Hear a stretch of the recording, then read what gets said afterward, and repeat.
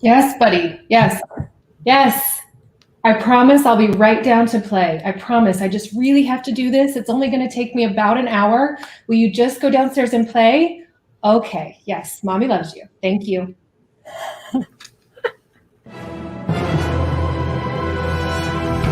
It's Social Pulse Weekly, brought to you by Agora Pulse. With this week's special guest, Tina Starkey. Discussing this week's hottest topics and latest developments in social media marketing. With your host, Jennifer Watson. Here's Social Pulse Weekly. Hi, everyone, and thank you so much for joining us on this amazing Friday. And I can't believe, guys, that come next week, Christmas will be 4 months away. Just think about that. Next Tuesday. I just had to say it. But anyway, hopefully you guys are all doing amazing. You had an epic week.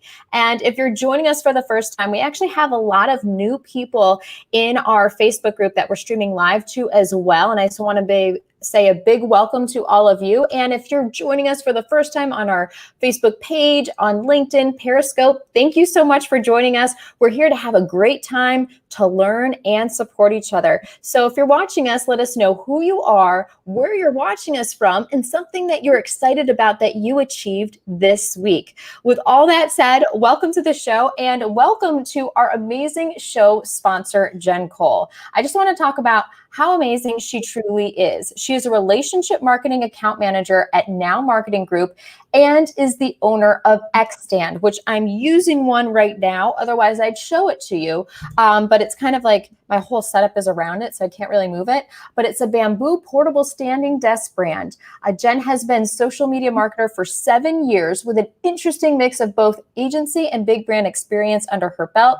She co-hosts the Making a Marketer podcast. She produced the Social Media Examiner's Twitter chat for over 2 years, and she has held her own Facebook Live show for several years as well. One would be correct in saying that Jen truly loves learning about people and what they contribute to the world.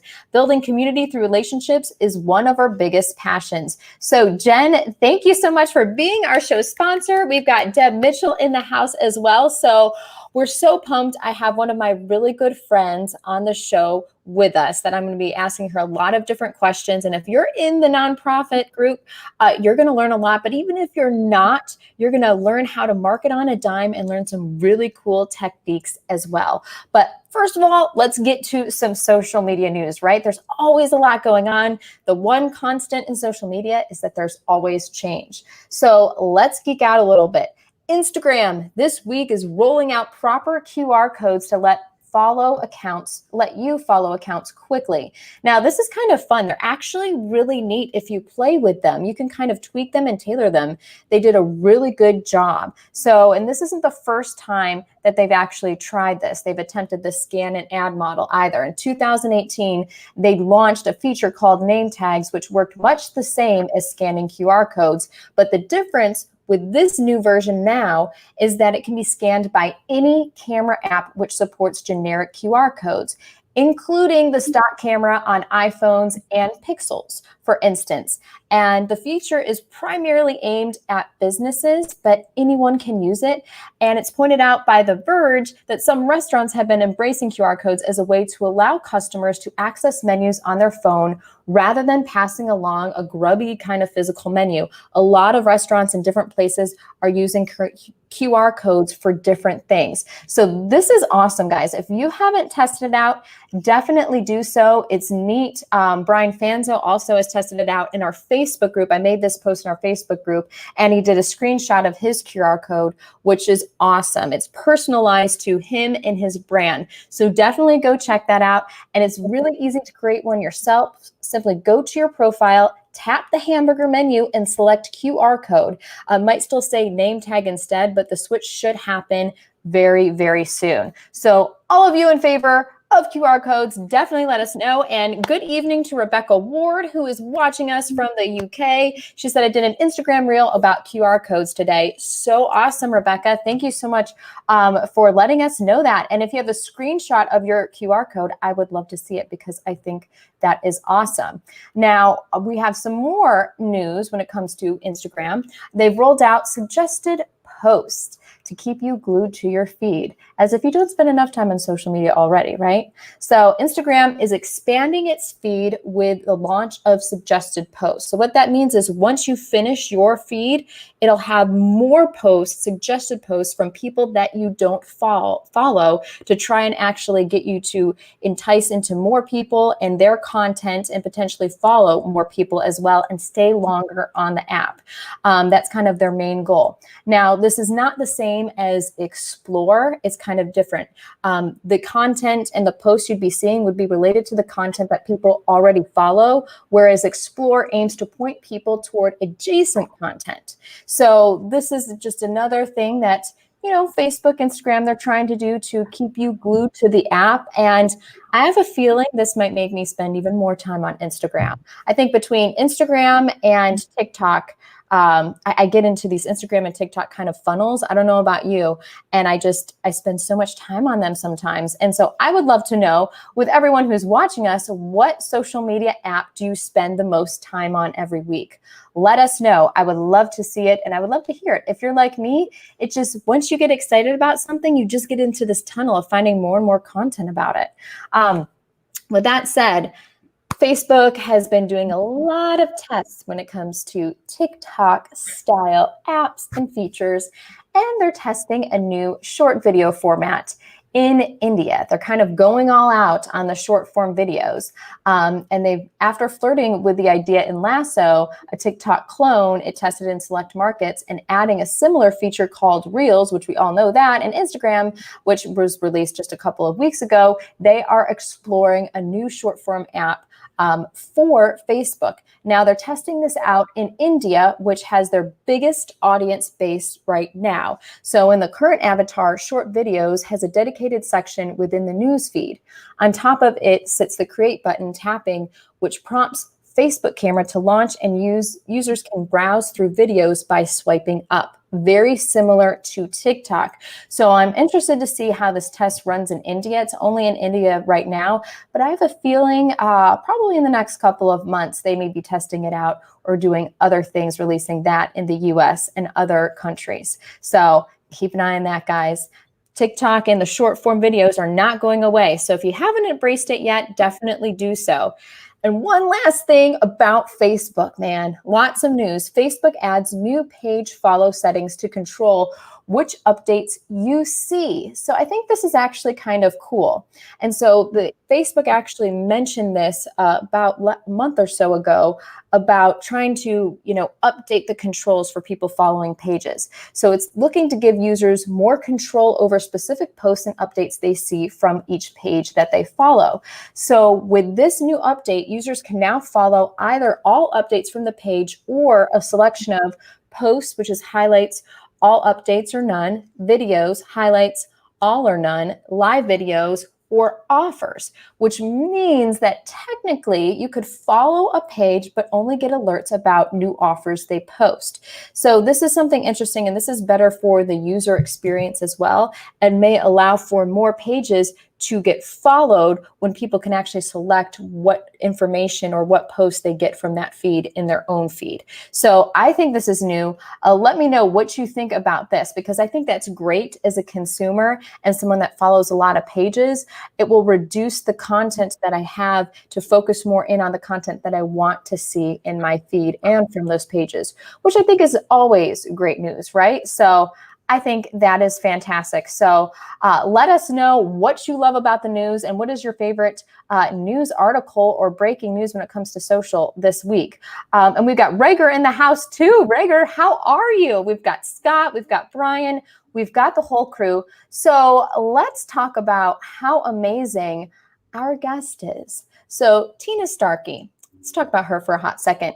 Over the last 15 years, she's built development and marketing teams as a corporate trainer, a digital marketing leader, and a brand marketing speaker. She is now the Chief Marketing Officer at Stop Soldier Suicide. She truly loves marketing and the connection it brings.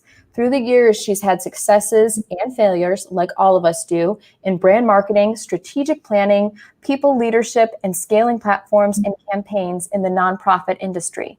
Most of all, she's learned how to be a best-in-class leader in the digital age through effective communication, relationship building, and digital media skills. So welcome to the show, Tina. I'm so glad you're here.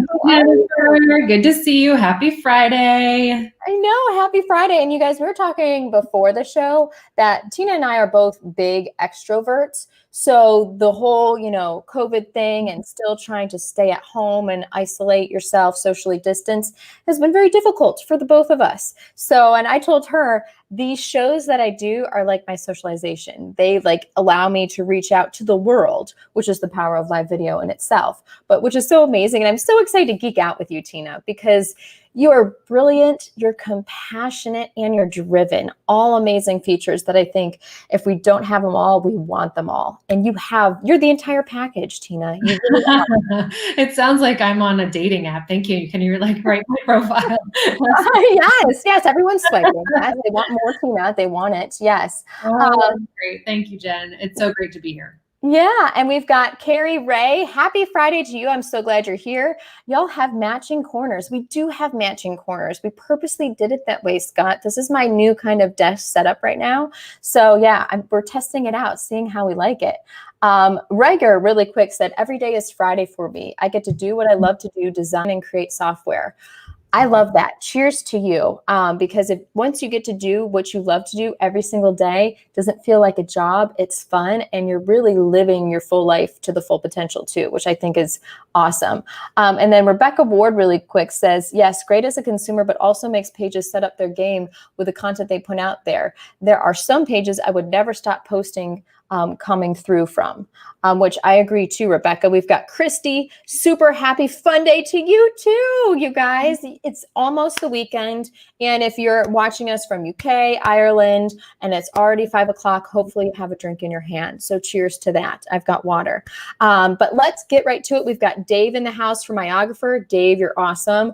And if you guys need some live gear, Iographer is the place to go. Just go to iographer.com, look for it on Amazon, all the great things. But Tina, I would love for you to give everyone kind of just a brief summary of your journey, of how you got to where you are right now, because you've done some incredible things with some incredible brands, and I think everyone would be blown away by your experience. Thanks, Jen. So I started, I went to school for marketing. I was really excited about the power that marketing brings to, brands, but also the light that I felt when I even got marketed to as a consumer. And so I really enjoyed my, collegiate experience and went to work as an intern for the American Cancer Society, right, in the last semester of college. And when I started at the American Cancer Society, I knew I found something that was more powerful that I could market.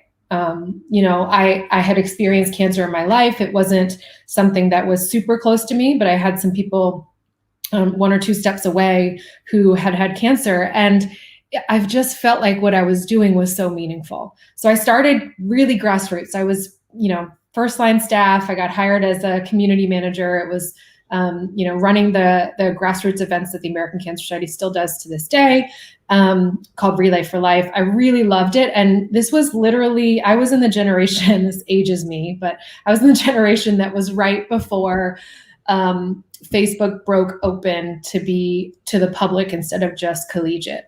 Right. So it didn't have Facebook when I was in college. And then I was a junior staff member, and I really started to see this unleash.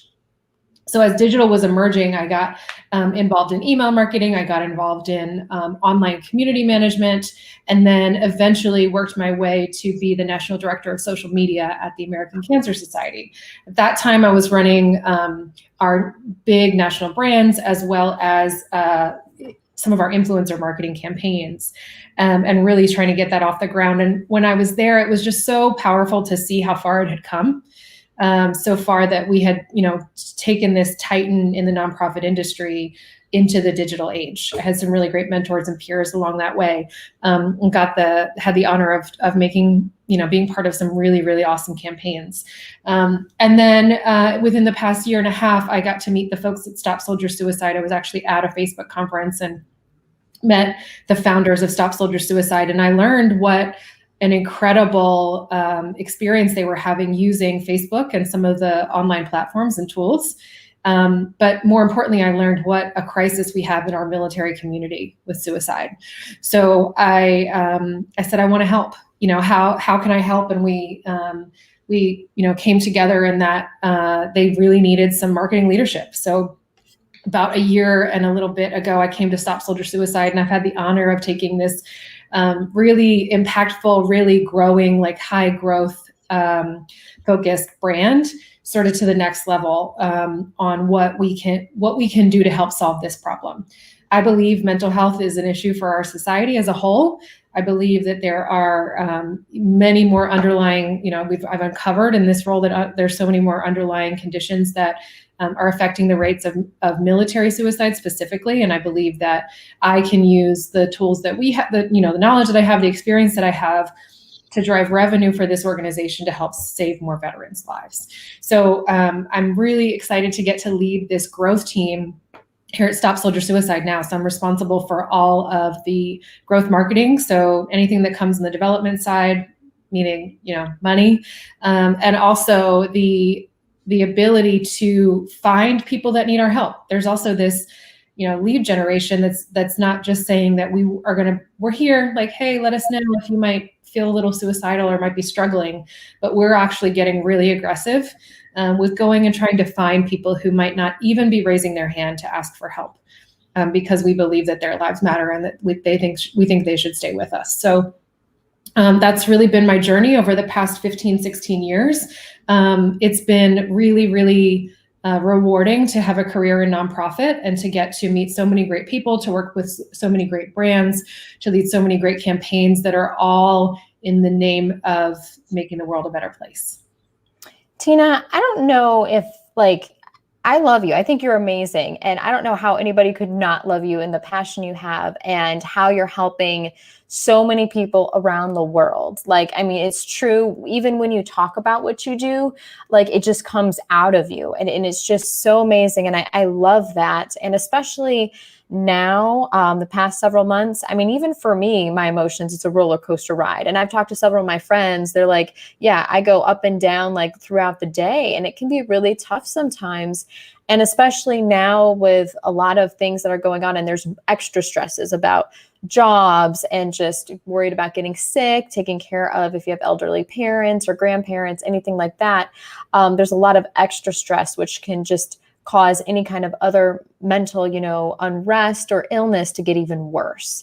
So how have you guys, and I know, you're nonprofit and you still need money and funds to try and help people. Mm-hmm. How have you pivoted during this time to try and make sure you have the money, the resources, everything you need to still make sure that you can check on probably even more people now than you've ever had before? Well, that's exactly it, right? So when COVID started, we realized very quickly that we were going to see actually an increase in demand for our services.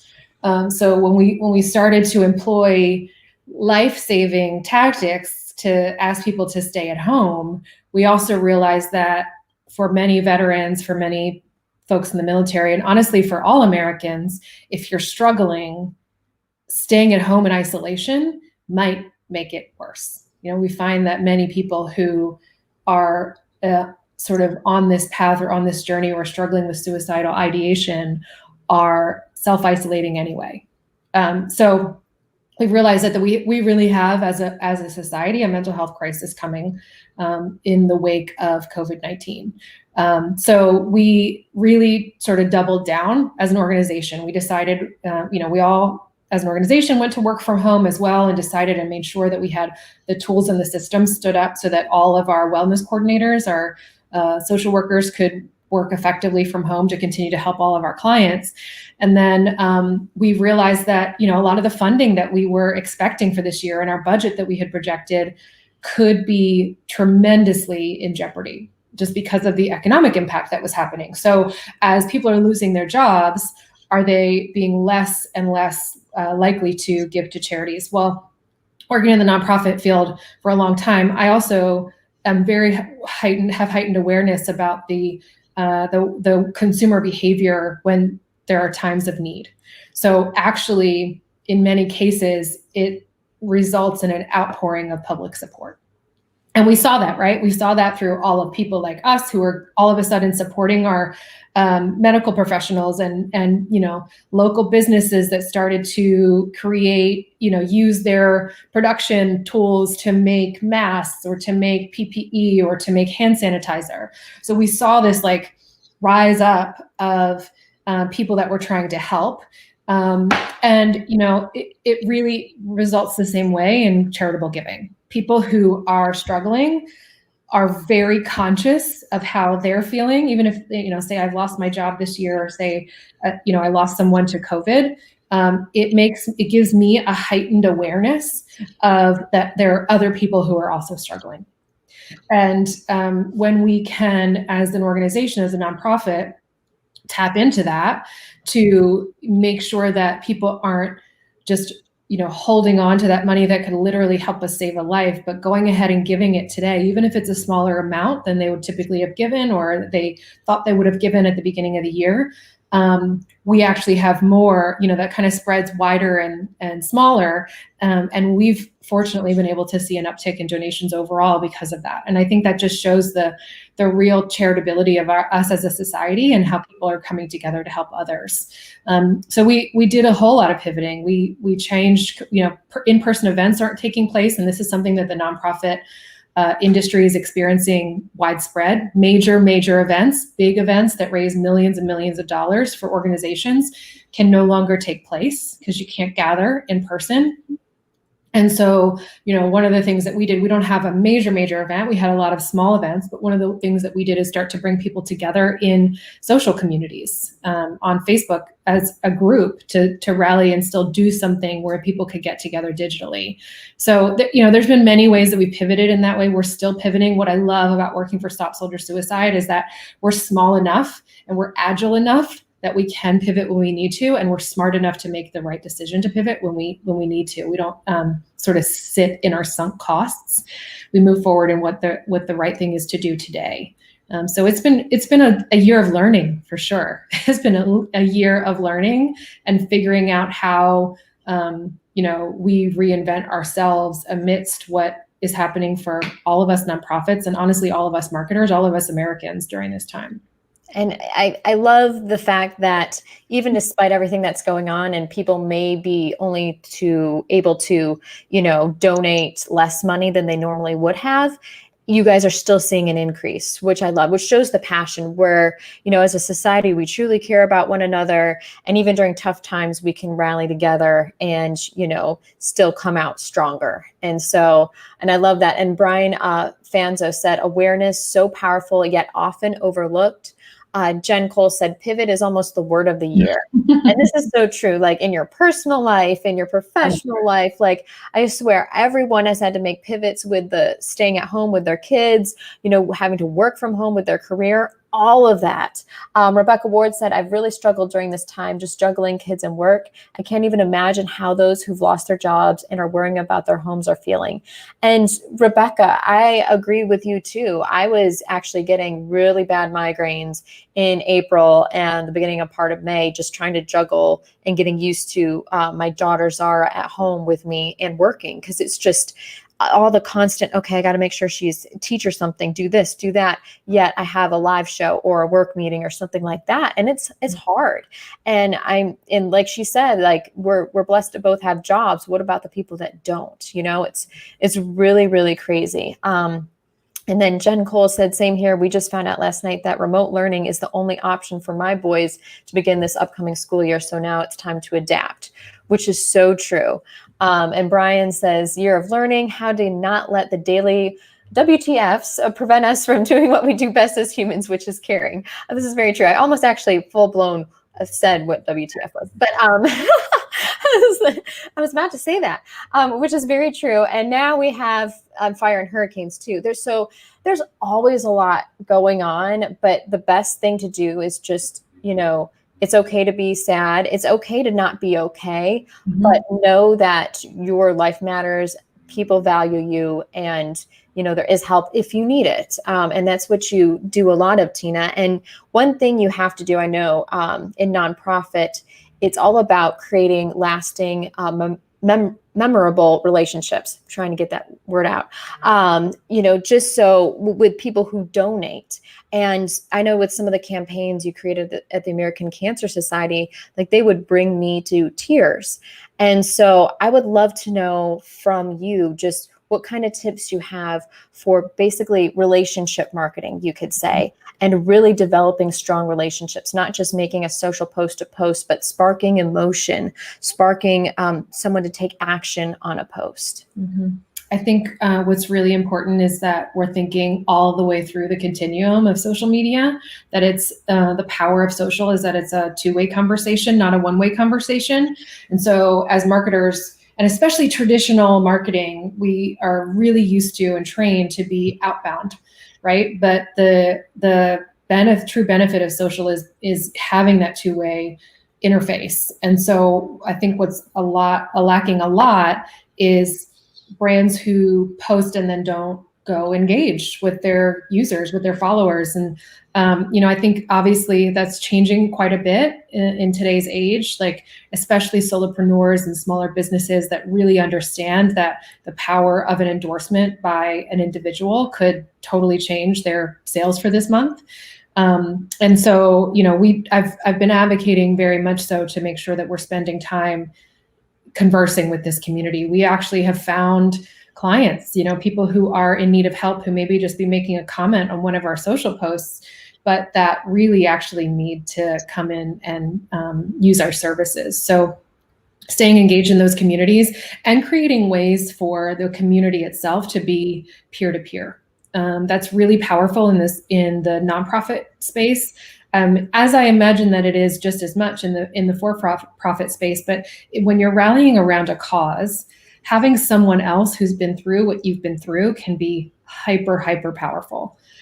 So, at the American Cancer Society, what we did in our creative content when I was there was spend a lot of time telling individual people's stories. There's big numbers. There's millions of people who have been diagnosed with cancer and, hundreds of thousands whose lives have been saved. And yet when you get to tell one person's story and you think about one family and their struggle when their daughter was diagnosed at age 3, it really helps you relate, right? It really helps you put yourself in that person's shoes. And think about what that would feel like if that were you and your family.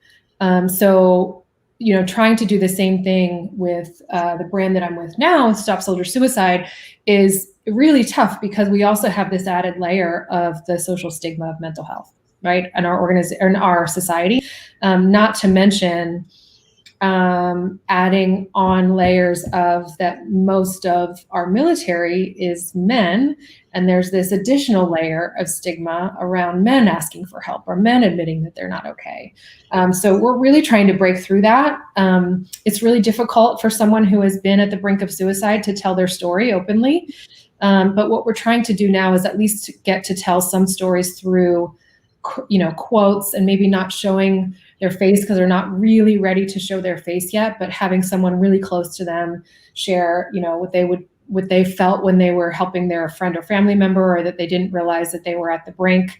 And so I think just storytelling in general is really important for us to be leading with, and then spending that time engaging in those communities, making sure that we're two-way, not one-way, is really important. And you'll never know what you'll find, right? Like we get out of that our next amazing advocate, or we get out of that someone who does want to tell their story because they're sitting right there in the community and they're ready to engage with us. So as marketers, I think it's really important for us to not minimize the value of really getting engaged in those communities.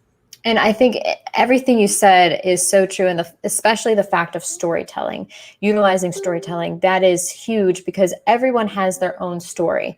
Every brand has their own story. And when you are vulnerable and you tell your story, it makes your brand, you yourself, if you're telling a personal story, that much more relatable to other people. And they're more willing to share their stories as well. And so I just, everything that you're doing is just so amazing. And the fact that unfortunately you have to deal with different stigmas, around suicide, mental health is very tough. But I feel like now our society is growing as a whole, becoming more compassionate and understanding, and just kind of rallying around each other. Because when it comes down to it, we're all human. We all make mistakes. We're all at different points in our lives. Today someone may be having the best day of their life. And, today someone may also be having the worst day of their life. So you got to just remember that when you go about things on a daily basis. And so we've got some great comments too. Jen Cole said, engagement is key. Why be on social media if you don't want to get to know your audience and build real relationships with them? This is so true because a lot of companies are like, okay, I'm on social, I'm posting. It's not a leave it and done situation. You're never going to build like your group, your whole community. I mean, your super fans. You're never going to grow that if you're not engaging and wanting to help, genuinely help. Rebecca Ward says, agree. It sticks out like a sore thumb at the moment of those who care and those who are selling. This is true. You can really tell different feed posts of just someone who's just selling and someone who genuinely cares. Very true. Brian Fanzo said, let's hope COVID and BLM are teaching us the importance of having difficult conversations, which will inspire people to judge less and in return get more comfortable sharing their stories that need to be heard. This is so true. Brian's been an advocate of storytelling and being vulnerable forever, I think since he was born. And so, this is true. At least since I've known him.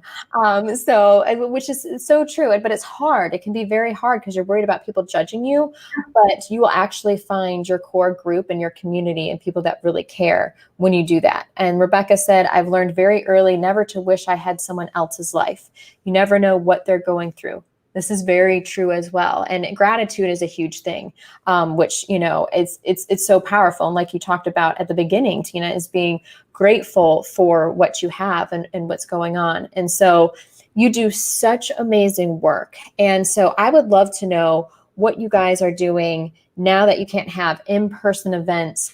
Are you guys doing like live all day events, utilizing Facebook Live or LinkedIn Live if you have it? How are you still having those events, or is it more like the breakout sessions, maybe with smaller groups? Yeah, so it's been really interesting to watch people's comfortability, right? It's evolved through the past 6 months. So we are, for the most part, really rallying around self-paced digital events. And we're seeing this as a trend in the nonprofit space right now, but we've had a lot of success with that. And what I mean by that is that we'll pull people together to run a race or run an event or run a certain number of miles over a certain amount of time and ask them all to join this group together and raise money for us. So one of the things that's great about Facebook, the brand, is that they've really invested in social impact. They've really invested in social good tools to the tune of multiple billions of dollars raised through their platform. And so we really have tapped into the fact that you can rally people together, use a tool that is part of their daily activity anyway, right? People are spending their time in that feed anyway, and have them do fundraisers for us. So many of you have probably done a birthday fundraiser or donated to someone who was having a birthday fundraiser on Facebook. It's the same technology, but we're rallying people around, let's say, a 100-mile challenge. So we're doing 100-mile challenges across the country. Within a month, are you going to join us to run or walk 100 miles and help us raise $100,000, right? So it's just pulling people together where they can do something wherever they are, whatever their physical fitness level is, run or walk, but just commit to something with us. Join this group and do it together with others who are doing it at the same time as you. show each other how you can support each other with that peer support. And then we're the catalyst, and we're all doing that to support Stop Soldier Suicide and the services that we are providing for veterans. So it's really been powerful for us, and we're seeing lots of other, we're genuinely fortunate that we didn't have the massive amounts of in-person events that many other nonprofits did. It has been a really difficult time. Yeah. But what we're tapping into is the fact that if people want to help, and if people want to feel like we saw this with the protests too, right? People want to get up and do something. People want to still care about my cause, the thing that matters to me. And so to just be able to get up and do something yourself right where you are, and to rally together with other people who care about that cause too, is translatable, even if we're not having this big physical event. So that's been really great. And go to our page, go on Stop Soldier Suicide, or at our Facebook page at Stop Soldier Suicide, and go look at our groups, and you'll see we're having groups, group after group after group, doing that 100-mile challenge. We'd love for you to participate with us wherever you are around the country. September is Suicide Prevention Month, so you can, we're hosting quite a few of them in September, and we're hoping to really, really amp up the fundraising. And then obviously Veterans Day is a big day for us too, and that happens in November. There's so many people who are coming together around the veteran community then. So this is really our Super Bowl, the back half of this year, to try to get as many people to support and as much fundraising in the door as we can to really power all of our budget for next year to save more and more lives. So it's been great. And I love all of that. And so I'm definitely going to make a point to be a part of that and create a group or do something. Cause like Tina, it's amazing what you do. And it's really, really hard. I know, especially like the American Cancer Society, the Relay for Life, they have different cities that have all their different relays and everything like that. But even what you're doing, these big rallies, in-person events, you guys have transformed that experience. So I'm sure once things hopefully get better, we get vaccines, you're still probably going to incorporate a lot of this digital strategy that you're doing. You're just going to do a combination of the two, in-person and digital strategy more. We're thinking now about how the world is completely different from here on forward. We're missing the point, right? Like it is completely different from here on forward. So yeah, absolutely. We're not going to move away from that. That's what people are telling us that they want to do. And tapping into that, and then figuring out, to your point, what this looks like once things start to really get safe again for large group gatherings. Like, how do we bring these two wonderful things together for, right, you and I, Jen, us extroverts who need that energy from other people, and we feel that excitement of getting together in this group event.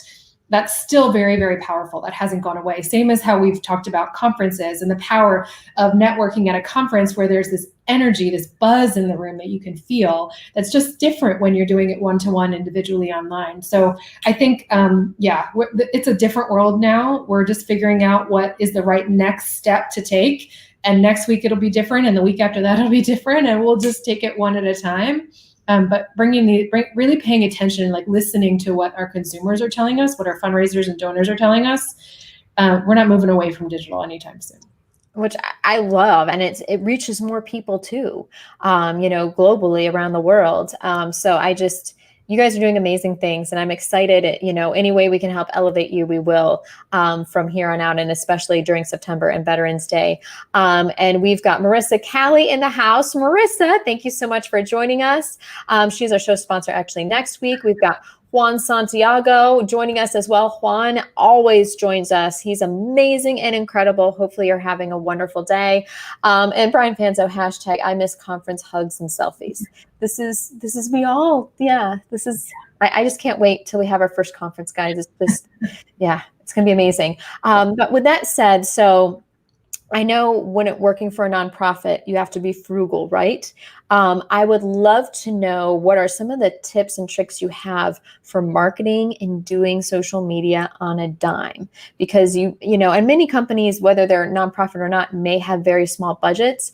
And so they're like, I don't even know how to do this, maximize my ads, all of that. But what tips have you found and discovered for running social media and different campaigns just on a very small budget? I have learned so much since joining Stop Soldier Suicide, even more so than all of my experience at the American Cancer Society. And this is one of my favorite things to talk about, to be honest, is like, how do you get scrappy? How do you get scrappy, and how do you figure out how to do this without having millions of dollars? Because for the record, even if your budget is huge, is your money working for you, right? Like, is it the right money to be spending? So I get really excited about this. I think couple specific tips. Thinking about testing.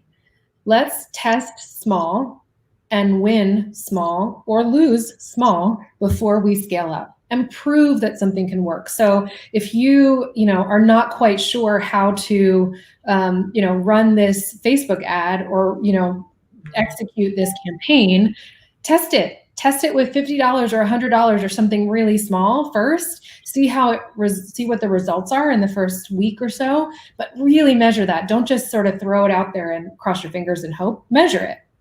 Set a hypothesis. Say, here's what we're going to test. Here's how we're going to know if we're successful. And then at the end of that, either decide, hey, that didn't work. That was a fail, but guess what? We only lost this much money. And then on the other side, hey, this really worked and it informed us. So how do we make that bigger? Or what's the next test that comes out of this?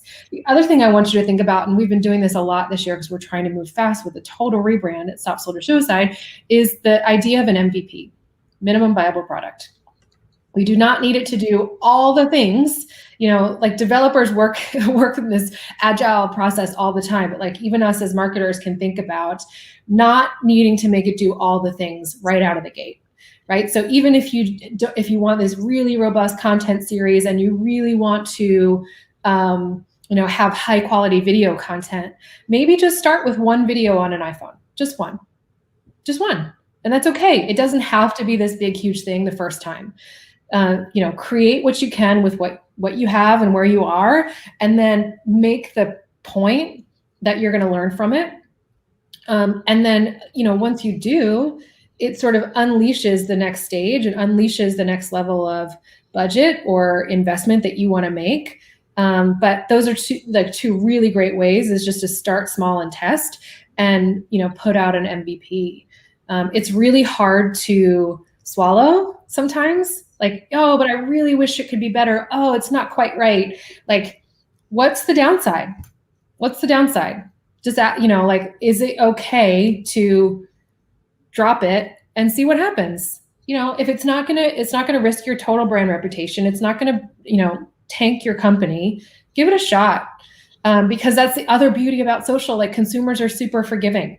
If there's something that didn't quite work, but you own up to it and you're really engaged in your community, like we were talking about earlier, then people are forgiving. Don't screw it up big time. Don't put all love into it and then have to pull an entire campaign. Just try something small, go out with an MVP, and see where that takes you next. And I think that it goes with, I see Brian's press the damn button, like he's forever, right? But it's like, just give it a shot. And so that's what we're doing. Like, that's what we're absolutely doing. And I think that that's what small nonprofits, big nonprofits, small entrepreneurs, big, companies can be thinking about, is even if your budget actually is bigger, what are you doing to start small and test small and then make the impact and invest the bigger amount when it makes sense and you've proven it? Tina, and I feel like, gosh, you made so many great points there that no one on our show has ever done. I think everyone feels like they have to have these grand ideas, right? And you can still have a grand idea, but minimize it and start small, test out, see how your audience engages with that content. Do they like it? Do they not?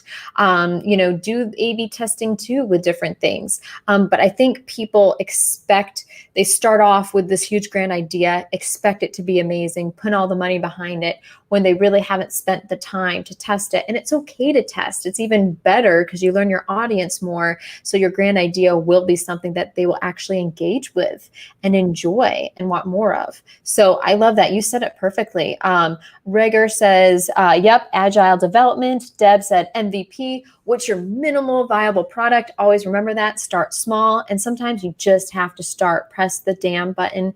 Take baby steps towards success. And this is true. And you'll learn this from a lot of different experts and entrepreneurs, that everyone wants a quick, fix or to really grow really fast. But a lot of them did consistent videos or content every single day or every single week. It takes time. So start small, grow that audience, and it'll be a lot more rewarding in the long run for sure. Rebecca Ward says, test and ask. And one of the best tips, I think, is if you're not sure what content to post, ask your viewers and your followers what kind of content they want. What would they be interested in? Maybe run a poll and do a couple of different types of content and see which one they, go to the most. Or if it's not even one of those and there's a different suggestion. But I love that so much, Tina. And with that said, I would love to know, because there's a lot of nonprofits around the world, what is your best advice for a social media manager or marketer that works for a nonprofit? Like 3 main tips. 3, you had to say 3, huh? One tip. My biggest tip is to don't try to do everything. Like, find your audience, know your audience, go to the channel that they're on, and put your investment in that channel, right? So if a lot of people are like, TikTok is really popular right now, but is it your channel for your audience? And if it's not, it's totally okay to not be doing it. And it's totally okay to tell your executive sponsors that it's not in our strategy, right? Like, I think that that's kind of especially as a young social media manager, like coming up in the industry, it's like you're afraid to say no. You want to try to be the expert in everything social media. And the thing is, as an expert in social media, knowing when it's for you and when it's not for you is really important. So just because it's popular doesn't mean it's right for your brand. So I think, starting out in the nonprofit space, there's just so much, there's so much out there, and knowing that it doesn't all have to be what your brand does, because really, what's the word I'm looking for? Really, sort of spreading yourself thin is never going to make you an impact. And if your nonprofit is actually about impact, if it's actually about saving lives or helping people or, changing something, then what you really want is impact, not just presence across all the social media platforms. So that's literally my biggest tip, my biggest tip. And then all the stuff I said before about starting small. Yeah, and that's fantastic. And I love everything you said, because just as you were talking, Trisha also said, don't put too much pressure on yourself either, which kind of goes the same thing. Don't spread yourself thin. Like, sometimes you feel pressure. Yes, I have to be on all the social channels. It's smart to maybe get your handle, your name on all the social channels so you have it if you want to grow it, but that doesn't mean you actually have to produce content. And something that you can do, if you do have your name on like TikTok, but you're not producing content there, you can have a bio, but maybe make one post that says, go to Facebook. That's where we are most of the time. Direct people where you put your content. So don't feel like people can still find you on other social channels, but point them in the direction of where you're putting your content out. But that is so true. And don't try to do everything, which is so smart. Marissa said, love that. Don't try to do everything. That's really helped me in my business, and not thinking I have to be everywhere. This is so true. Brian says, best advice for nonprofit social media managers: become friends with Tina and listen and learn from all the amazing things she's been doing for 10 plus years. And Tina, I trust. That's the best comment ever. That should go into your awesome folder. Brian Fanzo was the one that started the folder of awesomeness, or awesome folder. A lot of other entrepreneurs have followed suit with that. But he was the original. And so definitely, if you don't have a folder of awesomeness about Tina, you need to do that. Okay. And Luisa said, tuned in at the right moment. Yes, yes, yes. This is so true. And so, Tina, with all that said, I would love to know, if you could do one thing differently in your professional career, what would it be? And I'll start with mine, which is, and I say this a lot, is I wish I had asked more questions. And even in school too, I think I always was like, oh my gosh, what are people going to think if I raise my hand? I was always nervous to ask questions, but now I'm like, well, gosh darn it, I will ask as many questions as I want to, because that's how you learn. And so I wish I had done that more, maybe in school and, going through my professional career. But some other people say take chances. And if there's a tip that you're like, I wish I told my, Tina back in 2010, what would that have been? I think what happens when you start a career in nonprofit is that you feel like it's your life's mission and it's your life's work.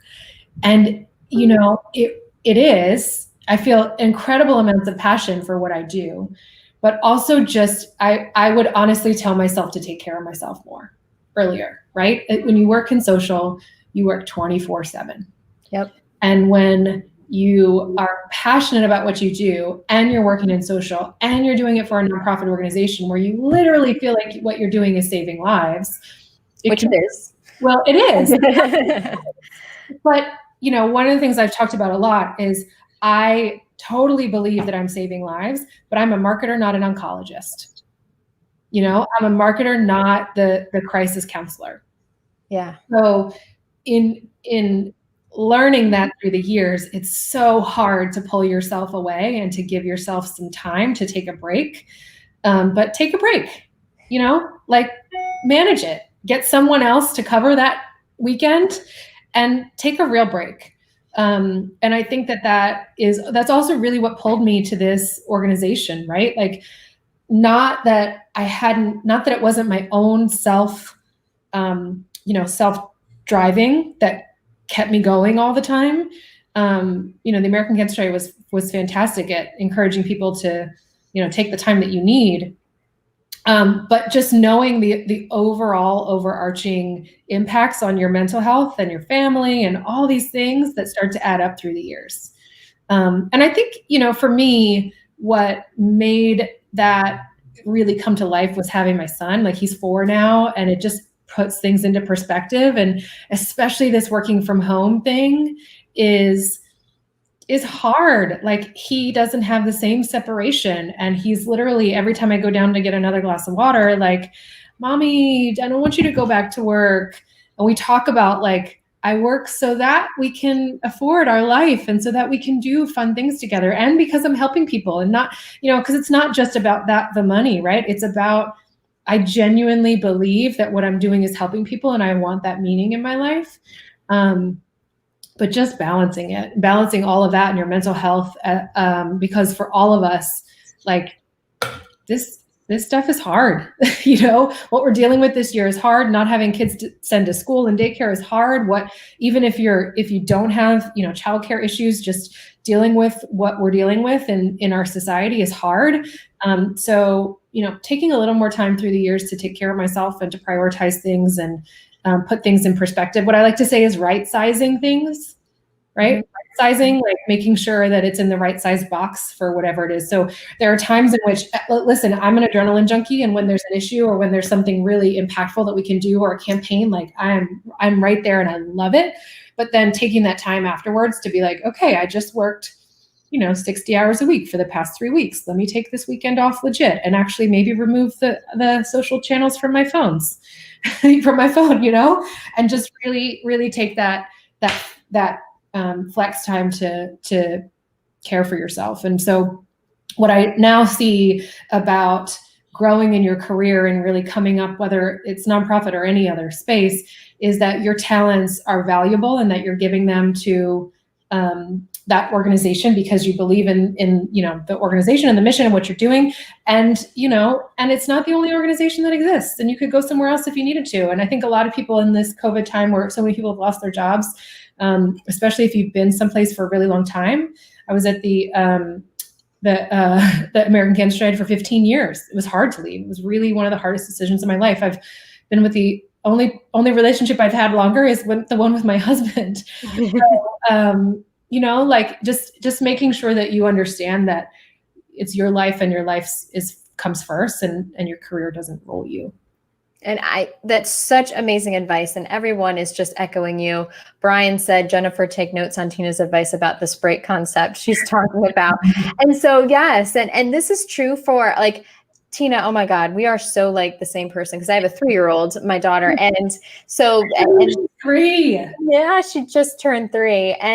But with this being said, like I was actually very overwhelmed yesterday trying to get like, I'm getting, my new desk set up. I was having issues with the camera working. And you know what? I had her dad picked her up for the night. So I could have this morning to just be like, okay, just have some time by myself. And it's okay. And it was actually Brian's idea. He's like, Brian, see if he can take her for the night, just so you can have like a little zen. And I was just like, and it was the best thing. And I wasn't even thinking about it. I was just like, all right, I can do this. I was trying to prioritize in my head. So self-care is so important, because if you're not healthy, then what you do, like taking care of your kids and then just work, everything eventually will gradually suffer, because you're just wearing yourself out and you're not performing at your optimal top performance. Right. So Tina, that is such great advice. Getting yourself in that mindset. As much as I love my son, I almost have to like do a hard shift. Like I have to get myself in the like play, trains, and color mindset. Like I have to get myself there, and then I have to break from it sometimes and get myself in the mindset that I'm going to show up for this interview with Agora Pulse and Jennifer today, and I'm going to be in the mindset, right? Yeah. So I think it's really important that we separate, and working parents, are dealing with a lot of that right now, but I don't want to minimize people who are not working parents either. Like there's still these breaks and these separations that we need to take that really do make you better when you show up for the thing that you're going to show up for. So I've learned that the hard way through the years. And that's one of the things that I would probably do differently if I could. But it's also, gratitude, right? Like you learn it because you went through some hard stuff, and you learn it because you did it the wrong way the first time. And it's just like MVP, right? You're testing and learning everything you do. You're testing and learning in your real life and how you balance career and family and personal, and you're testing in the business. So, just having gratitude for all of that and coming to have some grace with yourself is so important. Couldn't have said it any better, Tina. And everyone is echoing you. They love you. Jen says, yikes, then you don't have to log back in. They're all talking about taking I know it's a hard concept to really think about doing. And I promise you I don't do it every weekend, but there have been times where I'm like, delete. 48 hours. Yeah. And that's you know what? And sometimes like, that's the best thing when you take, I went to the beach last month and I was really away from social a lot, and it was nice, and that's okay to do. Because as a social media manager and marketing, you're on your company's social and then trying to maintain your social presence, and it can be really difficult sometimes. So that is it's interesting, just to sort of ad hoc that like the deeper I got into social media, I wonder if anybody else has experienced this, the deeper I got into social media in my career, the more protective I've gotten of my personal social media, and the more I pulled back on it sometimes. So even in this, I was just thinking the other day, like I haven't posted personally in a really long time.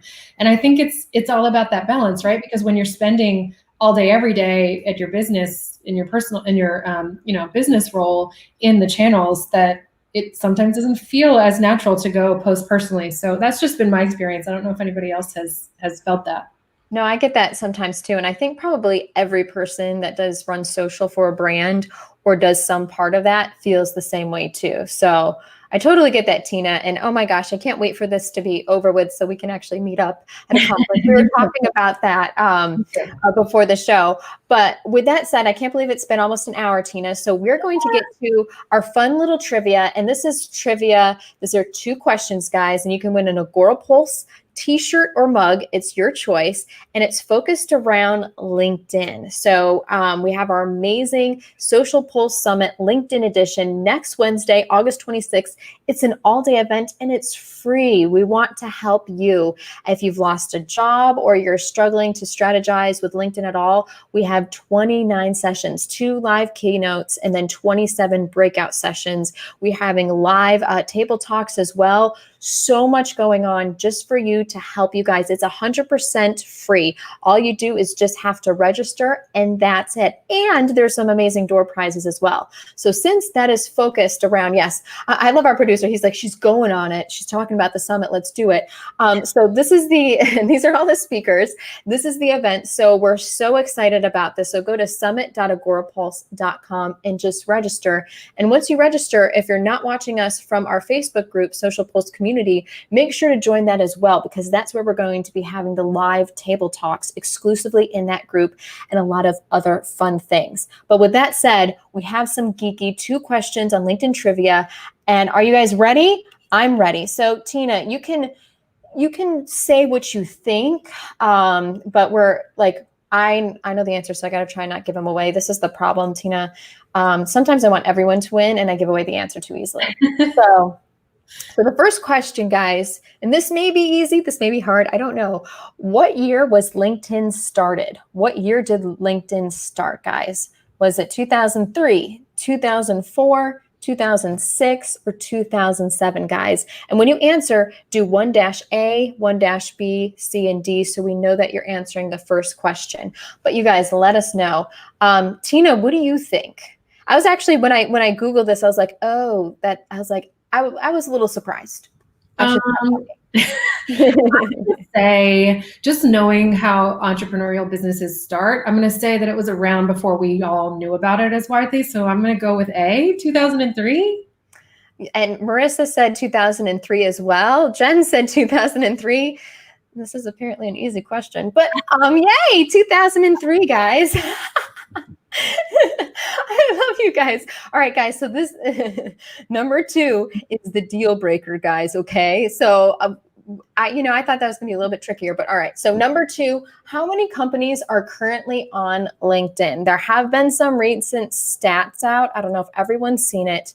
Is it 16 million companies? Now, this isn't just like profiles or pages or whatever. This is actual companies. So it's not the combination of your personal profile and pages. So how many companies are currently on LinkedIn? Is it 16 million, 20 million, 24 million, or 30 million?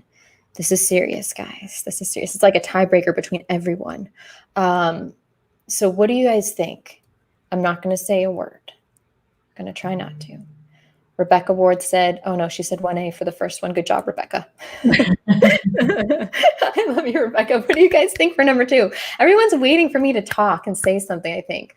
Yeah, Rebecca said 2D. Good job, Rebecca. Great guess. Jen said 2B. Marissa said 2D or 24 million. 30 million. You want 30 million, Marissa. Good job. Great guesses, guys. So yeah, we've got, yeah, good job. I'm not saying a thing. I'm not saying a word. But yeah. I'm going to guess, Jennifer, I'm going to guess 24 million because my birthday is June 24th. Oh, yay. Happy belated birthday. November. So I'm going to say 24. I love that. I love that. And I'm not going to say anything else, guys. And so we will do the winner. I will message the winner 24 hours after this. And so whoever wants to watch it, but you guys, I'd like to have a little fun because sometimes you forget, oh yeah, that's right. LinkedIn started at this date or at this year, and fun other things. But there are a lot of businesses, a lot of people on LinkedIn. If you're not active on it, you need to think about it. If you need help, again, we have our summit. It's next Wednesday. Just block off your entire calendar. Tell your boss what you're doing and that you're going to become a LinkedIn master by the end of the day on Wednesday. With that said, we hope you all have a wonderful weekend. We do have an amazing lineup of guests for you next week as well. We won't be having our normal lab show, Social Media Lab Live, due to the fact that we do have our big conference going on. But next Tuesday, we have Jamie Cohen talking all sorts of LinkedIn strategy. That's our live lunch and learn exclusively in our Facebook group. And then we do have Bob Cargill, which is going to be our agency chat. And we do have actually Christine Gritman on September 2nd, which is going to be on Social Media Lab Live. And then Friday on Social Pulse Weekly, we're going to have Alex Goldfan. And so yes, you guys, we're still going to bring all the powerhouse guests along with an amazing conference. So hopefully you can join us. And we love all you guys. Tina, thank you so much for being here. How can people follow you, find you, help support Stop Soldier Suicide? Absolutely. Thank you, Jennifer. You can find us at stopsoldiersuicide.org. We're at Stop Soldier Suicide on Facebook, Twitter, LinkedIn, Instagram. And you can follow me personally at Tina Starkey. I would love to connect with you. I think that's one of the most powerful things that we're getting to do in this time is stay connected with people. So find me on those social channels. Please come visit us. Join that 100-mile challenge if you're up for a challenge in September for Suicide Prevention Month. Would just love any support that anybody can give. And thank you so much for having me today. It's been so great to see your face and to get to share all these great stories with you. Well, Tina, you're wonderful. You're amazing. And if you aren't connected with Tina, do so. She's brilliant. She's awesome. She will brighten every single day. So with that said, thank you so much for joining us. Have an amazing weekend, and we'll talk to you soon. Bye.